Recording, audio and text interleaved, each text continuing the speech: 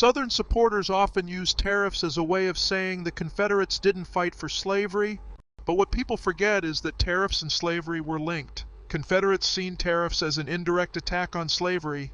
They had read abolitionist literature in a way that many abolitionists suggested getting rid of slavery was by simply making the cost of it so high that Southerners would have to give it up as it wouldn't be profitable.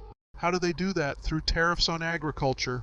You raise an important point about the connection between tariffs and slavery in the context of the American Civil War. While it is true that tariffs were not the primary cause of the war, they were intertwined with the larger issues of sectional tensions and the defense of slavery. In the antebellum period, the Southern economy was heavily reliant on agriculture, particularly the production of cotton. The Southern states believed that high tariffs on agricultural exports, such as cotton, would negatively impact their economic interests. They saw these tariffs as discriminatory and believed that they disproportionately burdened the Southern states while benefiting Northern industrial interests.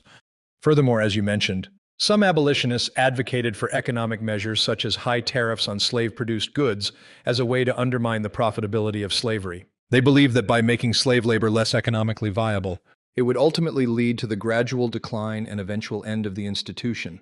While tariffs were not the sole cause of the Civil War, they were entangled in the larger economic and political conflicts between the North and South, with slavery being a central issue. The Southern states saw tariffs as a threat to their economic system, which was intimately tied to the institution of slavery.